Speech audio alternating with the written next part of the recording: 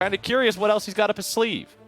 Yeah, I mean, I think you would want to either first pick it or ban it away if you are not going to be willing to first pick it here as Dig, because I think given that EG has been looking so good on it and that it pairs so well with a lot of the junglers in the current meta, EG would be happy to first round that. Taliyah going to be getting banned out. That has been such a popular jungle pick. Really does facilitate a lot of the top laners that you want to go for, because these days it feels like you often want to go AD top laners. It gives you the flexibility to do that without over-indexing, on too much attack damage. So, yep, taking that off makes sense, and I don't think we're going to see much Olaf. I mean, Olaf got through one game so far, crushed last game. I think that champion's pretty much going to remain perm banned for a while. Yeah, I think the last game showed us exactly why Olaf gets banned as much as he does. But we've got Akali, Lucian, Camille, Pantheon, Olaf, and Taliyah all banned away. The reigning king of the top lane, the Renekton, the big old lizard, is still available to pick. Dignitas will not pick it. And sure enough, as soon as they don't, it's immediately hovered for EG. I fully expect them to lock this in. Yeah, I mean, especially because you're denying now the good combo over from Dardoch and FakeGod, right? Because Renekton Nidalee is a great combo. That's actually why you often picked that combo last year. People were really going towards that. This year it has been more about the Taliyah. They could go for something else, but it just makes sense. He's crushing on it, denies a powerful combo from your opponents. So pretty surprised that Dignitas did end up letting that through. This does mean, though, with Taliyah banned out, with Nidalee taken, the two premier AP junglers kind of are already off the table. So they're not going to lock in jungle just yet. Instead, going towards the Kai'Sa here for Deathly, which has kind of been, I would say, the premier marksman in professional play. People really, really loving the flexibility that this champion now has, especially with Gale Force. It just feels like you have so many more options. Yep. Kai'Sa having an extra dash now besides just the killer instinct. If you only have one dash and it's your ultimate, you can feel sort of stuck sometimes in a team fight where there's a lot of threats you have to avoid, but Gale Force has alleviated that for so many champions. It's also a very viable option on Graves as that gets locked in for Evil Geniuses and Svenskeren. We've seen players use it to great success in solo queue, especially where it just gives you the extra ability to stick to targets, kite them out, and really alleviate the weakness of Graves' short range. So here in the first selection of champions, we've got Nidalee, Aphelios, and Gnar versus Renekton, Kai'Sa, and Graves. Second part of the bans rolling in now with Thresh to be the first one banned away. And Gnar great in the 1v1 against Impact here on the Renekton. You can just outrange, you can push in, and really in the 1v1 you're pretty effective overall. The issue here is just that Gnar doesn't really set up that well for the Nidalee, so you're going to have to depend largely, I think, on just getting the push so that Nidalee can invade and try to steal away camps and whatnot. But Graves is a pretty fast farmer here too. I'm going to be interested to see if Dignitas does draft any hard CC to try to set up for the Nidalee so that she can gank. Because generally speaking, without that setup, it is pretty hard for Nidalee to do more than just power farm. You don't really see Nidalee hitting a lot of spears at the pro level without someone getting locked down prior to that happening. Well, Yone has been banned away from Saligo. They know they're not up against Perks in this game. They're up against a Yone that they're going to have to fear. I know it's only been one game, but it is kind of fun to poke fun at Perks' Yone. Of course. We had such high expectations for it. But Orianna and Syndra banned away. Two of those staple mid laners. Two of the champions we've seen more of than almost anything else in mid lane in professional play, both banned out by Dignitas here. They want to keep the mid lane a little bit spicier this time around, and Maokai locked in for Evil Geniuses. So it will be Maokai support, and I want to say this is the first one we've seen in LCS. It's actually really, really strong. This is an absolute terror in solo queue. You can go Imperial Mandate. It actually applies the debuff with pretty much every spell that you have, because all of them do apply some form of CC. You can just do an Emax for saplings, or a couple points into that, then go elsewhere, for a longer duration route or whatever you want to go for. But the saplings are really, really annoying for lane. It pretty much means you can't play near the bush. It also means that clearing areas for vision can get really frustrating, because even though it is a support Maokai, the damage is actually pretty significant. What EG, though, is giving up here is the Zoe.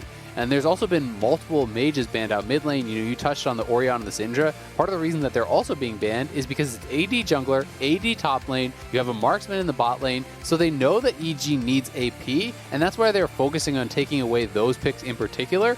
So Jizuke is going to have some sort of option here that is AP and that works well. Malzahar would be pretty interesting, but it's actually going to be Rise, which I have not really been seeing like any of it feels like lately. Has not been a super popular pick with the item reworks, but does obviously work very well as far as the 1-3-1 style. Can set up well for ganks from the Graves because you have that point-and-click route, and they are going to have a fair bit of CC between the Maokai and the stun from the Renekton, the lockdown from the Rise. Those are all going to be ways to apply Plasma and allow Deathly to fly on in also. And on the other side, we did get that Leona, which is that setup for the Nidalee. Gives them a lane that you can gank to in team fights, gives them a target that can be locked down and burst down.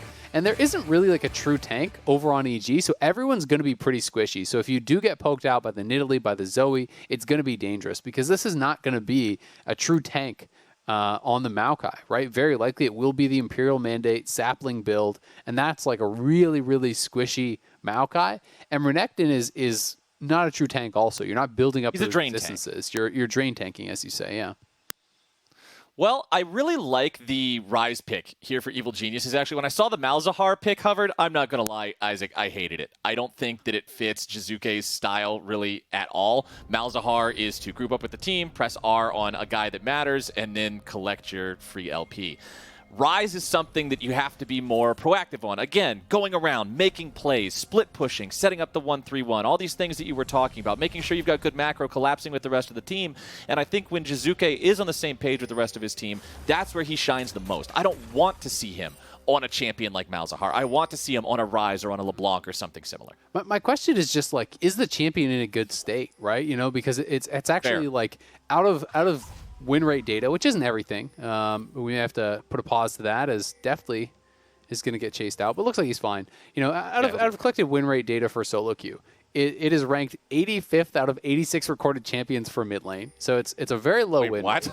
In pro play, it has one pick globally, right? So no one's really playing Rise. You know, I have not been seeing it at all in solo queue. I've not been seeing it at all in pro play. Does not mean that it can't work. But I'm just going to be interested to see how Jizuke does here. You know, if this was a case of him just getting pushed off of all of his comfort picks because he needed AP. They knew that. Syndra was banned. Orianna was banned. Akali was banned. Zoe was taken away. You know, is this just him saying, well, I guess I'm playing Rise? Or was this actually like a pre-planned thing? That's kind of what I'm curious about. Well, we'll have it all played out in front of our eyes before too much longer. We'll see if it was a good pick or not and how well Jizuke can pilot it here with the new items, the revamped everything in Season 11. Him and Soligo just going to be trading back and forth a little bit here with the auto attacks at level 1. Junglers starting on opposite sides of the map here yet again. Svenskeren beginning with the red buff. Dardoch starting down there with his own red towards the bottom lane. So we'll see if these two end up finding each other or if they're just going to end up pathing in reverse with Svenskeren ending up down towards the bottom lane. Up here in the top side, you can see Impact already taking control of the top side 1v1 matchup, shoving out this wave here a little bit. Dives forward with the slice after Fake God, but only a level 2 Renekton means no stun ready to be cast, so he just gets a quick trade and then right back out. Yep, and he mainly just wanted to reset the wave because he knows this is around the timing where a jungler could start moving up towards top. So by getting the wave fully reset there, he can now take this time, go in, ward it out. He's actually going to spot the Nidalee on the blue, so now he has full information. The wave will be pushing towards him so he can play defensively. And just with that kind of really intelligent play, it means he's not really going to be gankable. Because even if you just have to AFK and stand back, the wave's going to come to you. You're not going to really lose much more than a minion or two. So just smart stuff there from Impact. A small thing, but good wave management from him allows him to keep himself out of trouble. And just like right there, I love how Impact is always aware of how much damage he can get in, even if it's just a little. Just dashing forward, grabbing yourself one quick auto into the stun, and then right back out. He's trying to chip his opponent down every single time he gets the opportunity. There's your follow-up, and Impact's doing so much damage onto Fake God, forces him down to below 100 HP. Fake God will go ahead and teleport back after he does a recall here. Even with a little bit of potions in his inventory, there's no way he recovers back to a playable state in this lane without backing. Yeah. So he'll return to lane with a cloth armor and a refillable potion. Not the best first back, but when you're up against Impact, sometimes you end up in that sort of a spot. Yeah, and he was forced to TP also because the wave was going to push away from him, right? So now Impact can thin the wave and shove it in if he wants to reset himself. But, you know, this is all off of Impact, you know, really managing the wave well. dissuades any potential gank with his early ward, had reset the wave, means it's coming towards him. That means Fake God has to push up and is more vulnerable to getting attacked. Impact gets a big trade, pushes him out of lane, forces the TP. It's these little plays that are adding up to create an advantage for him. And we're getting to see a little bit of insight into why he's been doing so well on this pick over the last couple days. I just love watching a player like Impact, who's been around for so long, who is literally a former world champion, much like yourself, and has his own skin in the game, just continue to be successful, even 11 seasons in, as we've got the dive showing up, and Ignar's tanking a lot of damage from the turret. First blood goes over to Dignitas, but they will end up losing 2, but it's a 2 for 2. EG brought the whole party down here into bottom lane, but they break even with Dignitas. Yeah, we'll have to see where all the gold did actually go. Dignitas, I believe, got first blood there. I'm not sure who all picked up those kills, but for now, it's not looking worthwhile. You know, they wanted to make good on that TP that they actually had coming down from the top lane. So, I mean, their bot lane got a little bit of head off of it, so they're going to be kind of happy about that. The fact that Afro picked up one of the kills isn't great for Dig. Of course, I'm not blaming him in that situation. You're not just trying to pass over a kill to a carry. You're just trying to survive. So overall, it's okay. But it does mean that's the TP expended. That was the advantage that Impact gained for himself. And with the extra members bought, they do just go even. I think they need to be a little bit more patient on how they started this off. It felt like they started kind of early. They do see that the jungler is here, but turret aggro is already picked up and the TP is not completed. Jizuke and Svenskeren aren't attacking when that first root comes through. So I think they just got a little bit antsy. Had they waited until the TP was already down, you know, that arrives, Svenskeren is on top of the carry, then Ignar pulls aggro, that would have worked better. And I think you can also, as the Maokai, start that dive with a Q instead of your W, so that you can actually reset the turret aggro with the W to dodge that. But now, trying to move up to that top side, see if they can get Fake God. Well, they go in with the Realm Warp, and then Fake God just runs away into the river, but Impact's there to follow it up. A little bit more damage coming out of the Renekton now. We'll need a couple more auto attacks to finish Fake God off, but it won't be done. They don't have the damage here just yet. Good evasion there from Fake God as Dardoch's flashing away to stay alive now too. Thinking about going right back into the fight, but if he does, he will surely die. There is no stopwatch to drop the aggro if he goes in for some damage onto anyone. Soligo marching forward here. Lands the point-blank trouble bubble onto Svenskeren, and Soligo will pick himself up a kill, the third one of Dignitas here for the game, and they will take a lead over Evil Geniuses. Really good roam by Aframu, making his way all the way up to that top side. Not much lost by Neo down on the bottom side. Jizuke trying to sneak around, but he was spotted, I'm pretty sure. Walked through vision, so shouldn't be able to get Fake God here. The wave maybe going to be frozen on him, but it looks like Impact just wants to thin it out. So all things said and done, Dignitas handling that very, very well. Afro gets rewarded for the roam. Grabbing a kill there for Soligo is going to be really, really nice. Now, one thing Dignitas has to make sure of in this game is to not get distracted, not let a little bit of this momentum get them lost in what they want to do next. We've seen teams do well early in the past, but fail to translate it into mid-game stuff. So I like what we're seeing here from this squad so far. The roams are good. It seems like everybody's coordinated. I want to see them keep this up as we push forward. 7.5 minutes on the clock, 300 gold lead. Here for the side of Dignitas with a kill on jungler, mid laner, and support. Aframu going ahead and completing the steel caps all the way, so this Leona will be deceptively speedy until everybody else in the game is able to catch up and grab those tier 2 boots. Could be a big playmaking opportunity for him, especially once the solar flare appears. Jizuke, once again in enemy territory. We'll see if he can make a play on Fake God this time. Realm Warp is not available. He will have to walk it all the way in if he decides to, and here he comes. Control Ward sees him. Impact continue to move forward. Slice starts it off. Dice still ready to go. Impact keeping Fake God locked down. And finally, the third time's the charm. Fake God falls here in the top lane. That was a clean dive. That's exactly how you want to play it. They wait until the hop was already used by Fake God, then point and click stun. Jizuke is beside the minions, so there's no minions in between to actually block any Q or anything like that. Renekton stun into the Rise stun, Root, excuse me. All the damage comes through. Easy kill on the Mininar, and he doesn't have TP to boot, so he's going to lose all the farm, and they get a plate. Really good proactive play already here from Jizuke, and something I'm already noticing going to make Mark very happy is I think we're going to get Moonstone Renewer from the Nidalee. I think Dardoch is going to be going towards that. I believe that's called the Bandle Glass Mirror, I want to say. I'm not sure if I have that right, but that is the component for the support item, so probably going to be Moonstone Renewer. This is something that a lot of people have been talking about. He was talking about it with Lilia, but I do think it can work as a more supportive style of build also here on the Nidalee. It's kind of similar to what we used to see with that old style of Nidalee where people would go with Fiends. It's more of the supportive style.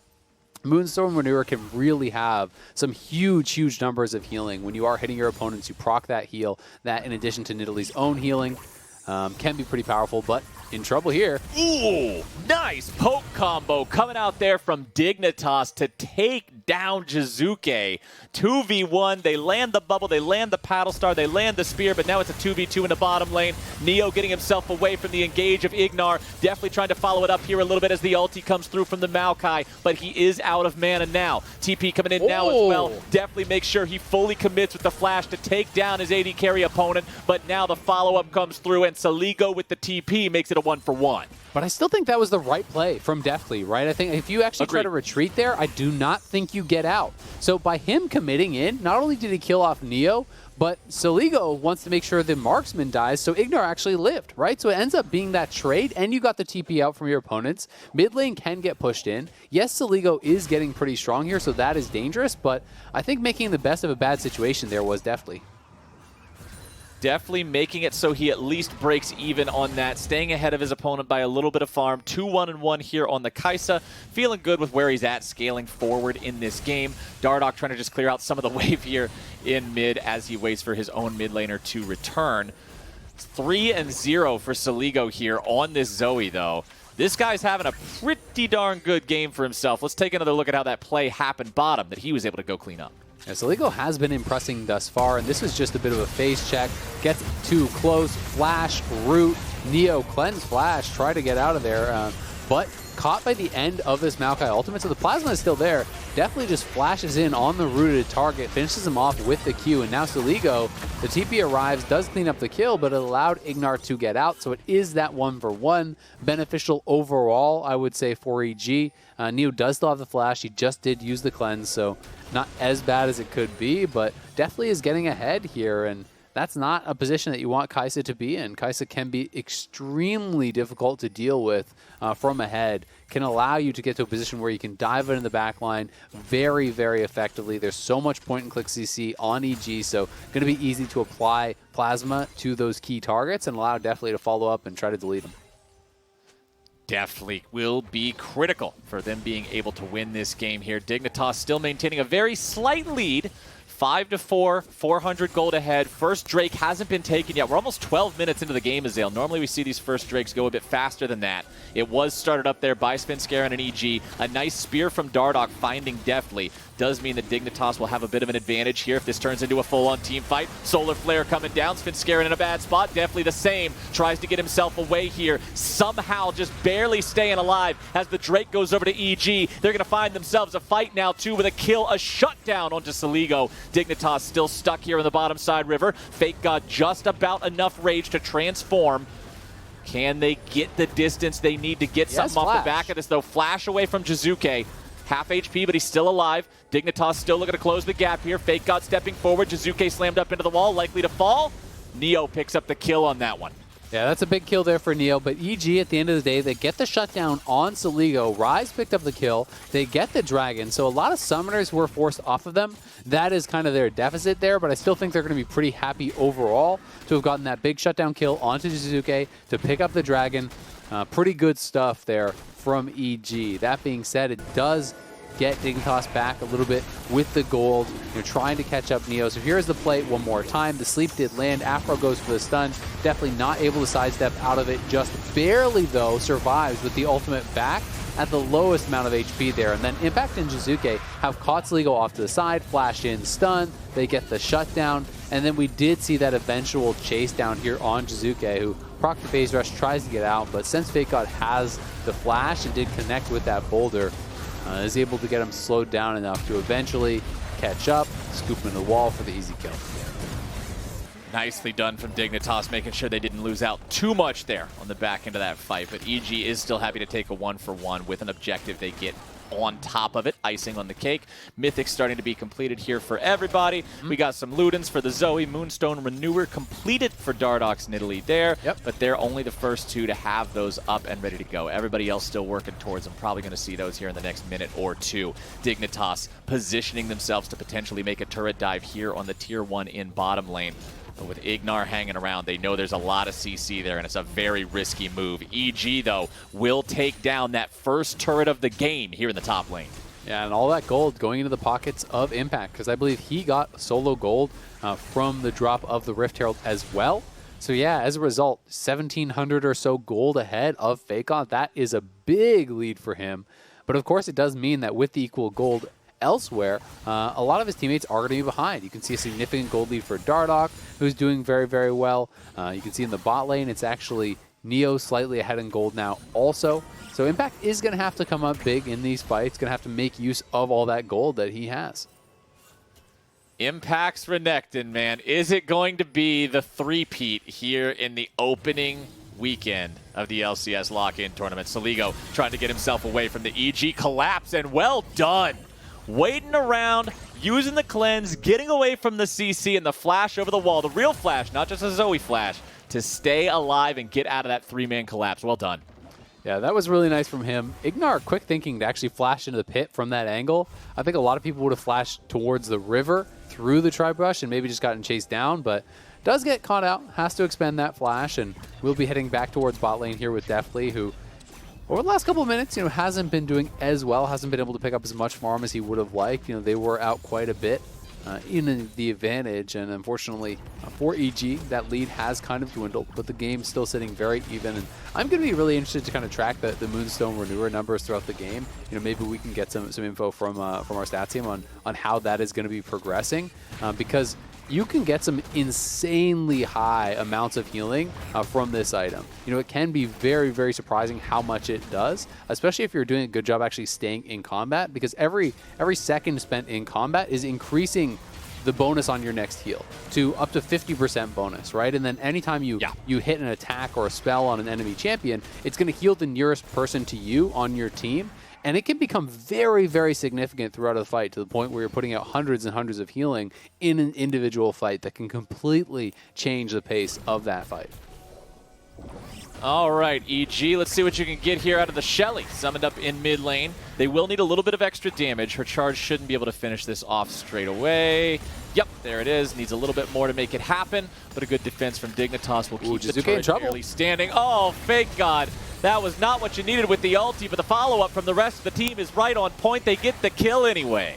Yeah, it was a nice sidestep from Jizuke, and to give a little bit of credit to Fake God, he had about a split second left on the rage bar, so he had to use it immediately. He couldn't actually wait, or he would have gone out of Mega. And just the fact that he actually forced Jizuke to sidestep back meant Jizuke did get chased down, so it works out in the end. Nice attempt at an escape there from Jizuke, but not really going to be able to get out. And Dardoch going full support here. So he's going Staff of Flowing Water as that next item here. This is going to be much more that full support in Italy, which allows you to play the game in a different way. You don't have to dive in and look for those kills. You can sit back and heal it up. But Impact in the backline now. Speaking of diving in, both top laners doing it, but a very different outcome. Impact still being kept alive here in a 1v3. Might drop down at the very end, but still stays alive. Double kill over to Deathly now. Evil geniuses, man. They take the Drake and a 2 for nothing because Fake God tried to jump in the middle and got immediately exploded, while Impact managed to hold everyone's aggro for a solid couple of seconds. Yeah, it felt like Dignitas was happy to take that fight because Jizuke was dead, but since he had TP available on respawn and he was respawning right around the time that fight was happening, he got in there very, very quickly. Again, the EG solo laners are grouping up to take down the backline. They're getting on top of Soligo in the last two fights, killing Soligo off, who's getting caught on that Zoe, burst down, and it's allowing EG to get the advantage in these fights. They now have their second dragon working towards that soul and looking pretty damn good at it. Again here, EG playing it pretty slowly initially until the Rise comes in, then Impact flashing on top of Soligo, stuns him up. Jizuke wrapping around here as he comes into the zone as he was always going to go down. Impact tanking up as much as he could before just retreating back into the brush and being able to get out scot-free. So really nice team fighting there from EG. Great coordination from Impact and Jizuke. And to sidestep a little bit back towards Dardoch and his build. He has picked up the Staff of Flowing Water, so this is that kind of support Nidalee style build. And if you don't know this item, what it does do is it increases your shielding and healing, but it's also anytime you heal or shield rather on a teammate, you're giving them additional movement speed, plus you're giving them AP. So it can be pretty powerful, and it's all going to be along the same lines of what you want to do with this Moonstone Renewer. You can sit back, you can heal Neo, you don't have to be diving in and one-shotting someone. You can be buffing up Soligo even, and it's honestly a really effective style. It's just a different way to play Nidalee. It doesn't really slow down your farming at all, it just limits your burst. One thing that I also wanted to bring up about that last fight and sort of what happened there, Neo was coming around from the side while Fake God was trying to engage on 3 players from EG, and before Neo can even reach the fight, Fake God is already dead. I feel like Dignitas comms failed a little bit in that one. They didn't quite understand exactly how long Fake God was going to be alive or how far away Neo was or what, and this is kind of what I was talking about earlier, where we can see teams that start off performing better than what we expected struggle in some of these heavier decision-making moments in the mid-game when you have to have everybody coordinated and have to have everyone thinking the same thing and playing it out in their heads the same way beforehand. So Dignitas losing out on that last fight, finding themselves down a couple of thousand gold. EG also importantly stacking 2 Drakes already with 2 minutes until that third one is alive. It will be an Ocean Soul map here in this third game of the day. So plenty for EG to fight for here on the map. What's the strategy here, Azael, for Dignitas to get back into this game and sort of staunch this bleeding a little bit? I mean, I think they're doing okay.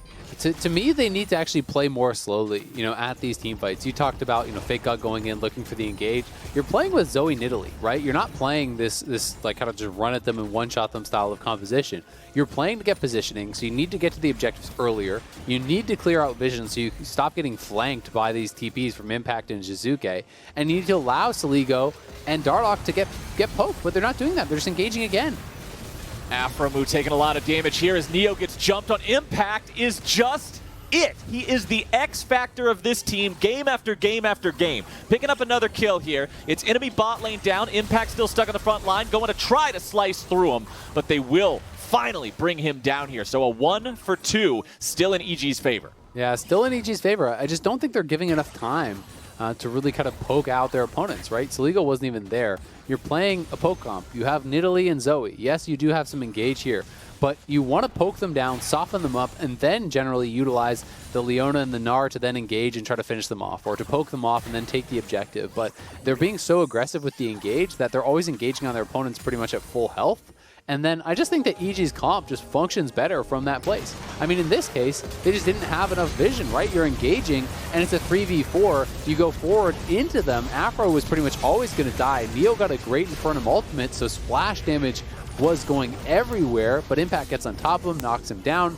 Great job by Soligo, placing the sleep in the corridor, forcing Impact to try to walk back into his team. Wasn't really able to get around it in that situation. So they do at least get 1 kill back, and now they're landing that poke, but you got to play it slow. Have some patience. Clear out the vision. Poke them down. And don't play it like you're going for this go button style comp. Well, now's a good time to land some of that poke with that Drake about to spawn. Impact getting locked down. Big pick there for Dignitas, taking out the enemy top laner. But Evil Geniuses has already put players in the Drake pit. They'll secure their 3rd Drake of the game. They'll maintain the 2,000 gold lead. Dignitas will use this opportunity to take down the Tier 1 turret here at mid. But now they're marching over towards Baron. Do they actually want to make this call? It looks like they do. Spears and paddle stars being thrown out, and Dignitas is daring Evil Geniuses to make a play. At the very least, they want to get the TP from Jizuke, right? And I think Jizuke should have the TP to try to dissuade them from committing to this Baron. Now the TP is coming in. We'll see if they want to commit to it. I think they're going to have to turn and fight. Well, Dignitas, it's time to make that decision here and now. Jizuke coming around from the side. TP showing up from Impact here as well. Baron down to 700 HP. Jizuke already grabbing 1 kill. Evil Genius is looking to find even more. The Baron has been taken, secured by Fake God of all people, but everybody on Dignitas is fallen over. It's Fake God and Dardoch, the only 2 left alive. A good escape from both of them. So it's a Baron for 3 kills. It's still not great for Dignitas, but at the very least they got out. If everyone died there and they didn't even have a Baron buff, it would have been horrible. Still, they are going to so close to a Dig Baron. Yeah, I mean, that was so close. Still, they are going to lose their mid lane turret, very likely. Top lane is being pushed up. Definitely will play with respect because Ignar is very low, so they didn't want to take that 2v2. The turret may survive, but top lane is being pressured. They're going to have a Baron buff with the squad from Dardoch, and they could actually put Fake God out on the side lane in 1-4. We'll see if Jizuke and Impact get chased down here at all. Afro with the flash. Nicely done by Afro. He gets the slow from the Solar Flare, and that's enough to flash after him with the Zenith Blade. Fake God's right there with the Mega Gnar into the wall, and the shutdown credit goes over to Dardoch. 4-0-4 here on this Nidalee. You said the build takes out some of the burst, but the man seems to be doing plenty okay for himself. Yeah, in the 3v1, he's got enough to kill the Rise. And he's got the Magi stacking it up. Another couple pages go into the book. Let's watch it one more time. This is a gutsy call. They're trying to kind of call their bluff, EG, but they realize they're committing to it. They TP in Jizuke. He's coming up from behind them. And this was just a great Maokai ultimate from Ignar. Across the team, they're not in a line. You need to have one person soak it. Everyone else needs to be behind that person so they're not getting multiple players rooted up. Instead, they were spread out. 3 to 4 of them got rooted, including 2 to 3 that were stacked up for Jizuke's damage from behind, which just meant their backline was getting erased by that Rise. They do take down a top lane turret, though, off of the kill on Jizuke, and EG now looking to punch back, seeing if they can chase him down. Fake God the target here at the start. Void Seeker comes through. Fake God going to continue taking some damage. Root comes through onto Svenskeren. Dignitas fighting back a little bit now. Solar Flare finding no target as Evil Geniuses disengages, and Dignitas is able to walk away. Good disengage there. Did cost them the TP out of Saligo.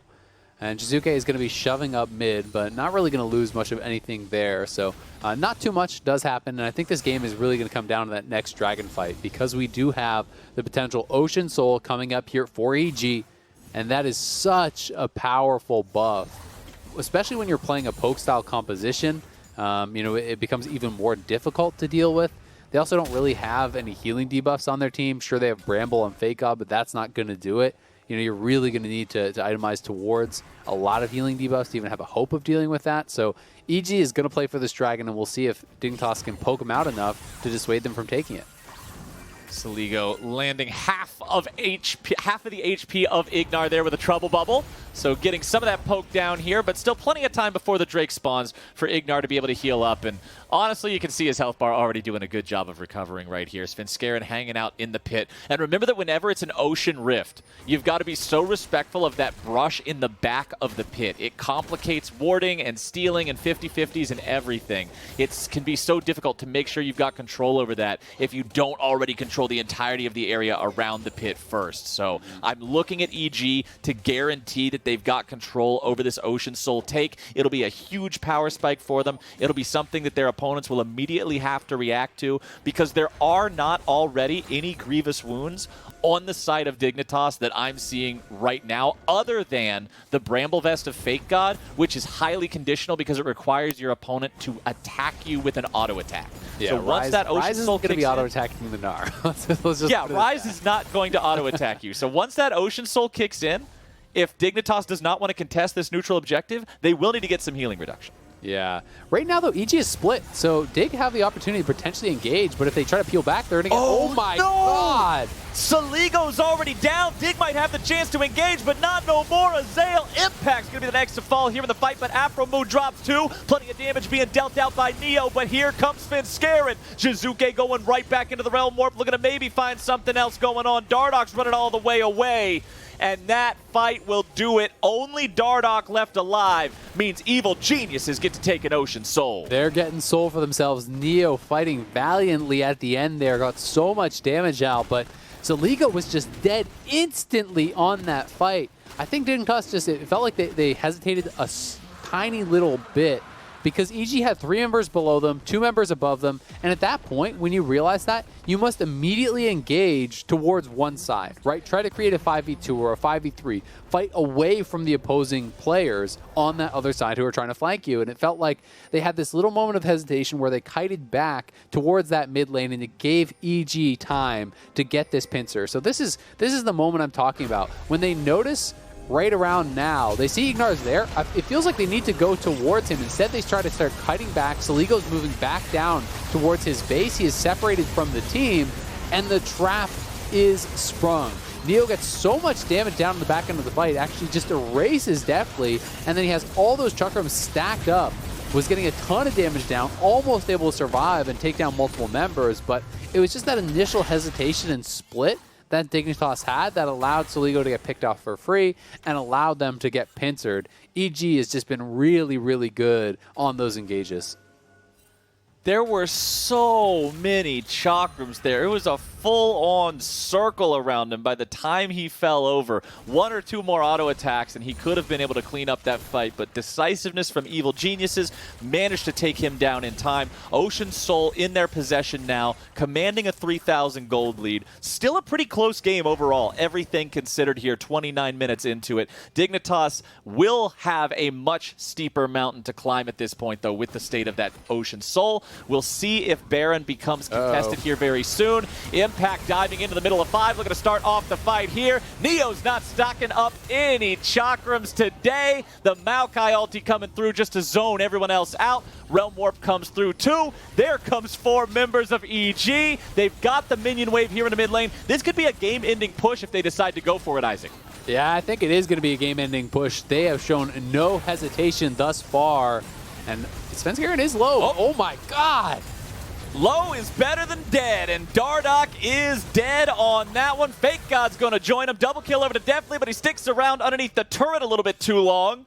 2 for 1 here for Evil Geniuses. 10 seconds left on Neo and Afromoose, so EG decides the game cannot be ended here and now. Okay, they're just going to retreat back towards the Baron, so that kill pretty critical, and definitely being down means maybe there's a chance that Dignitas can get out on the map and do something about this. I'm not sure they're going to feel confident, but they've got to try. They have their bot lane and their mid laner alive.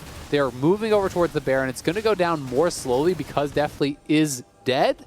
That being said, it might not be going down slow enough. It looks like they're not even going to get in range. Nope. They can just get out over the wall.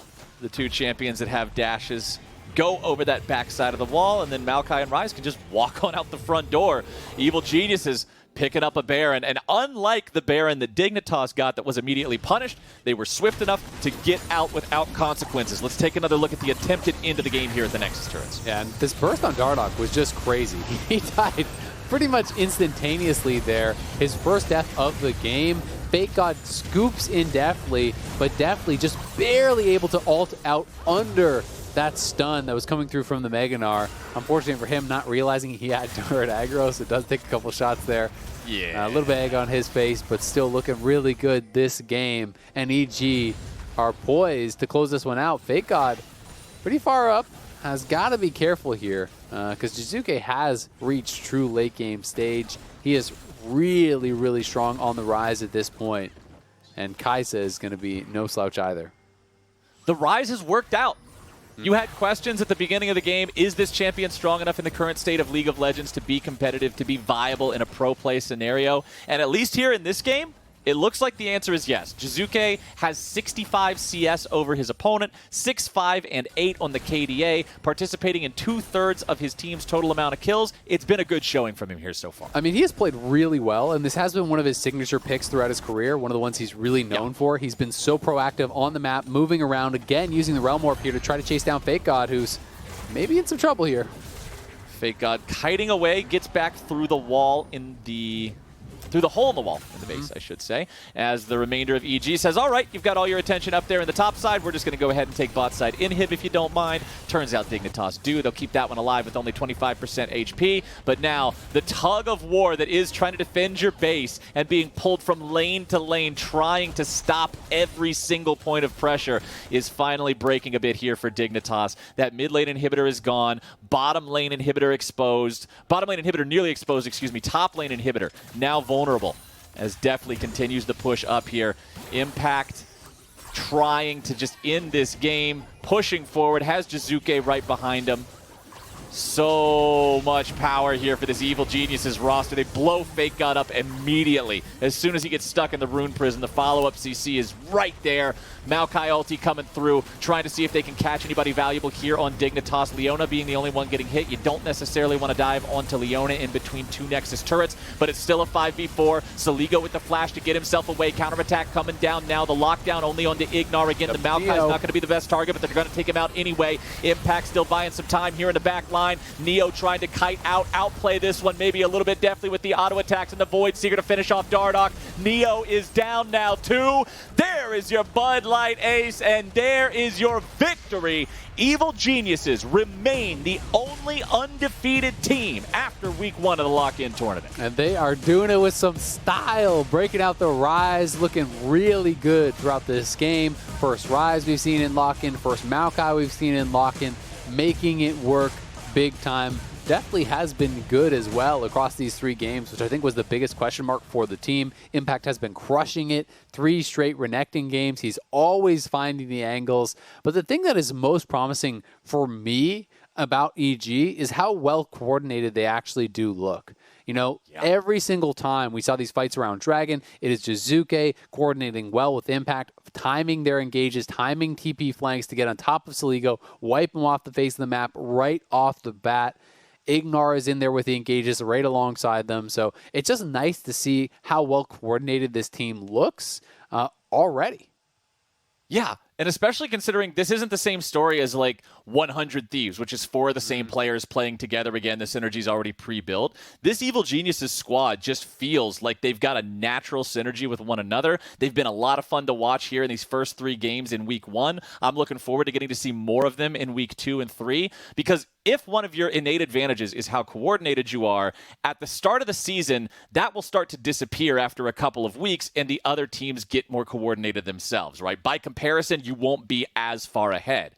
So that's what I'm looking forward to seeing for Evil Geniuses, is do they have the raw skill to also be able to keep up when everybody else starts to gel together a little bit better too? Because right now, it looks like the answer is going to say yes. It definitely does. And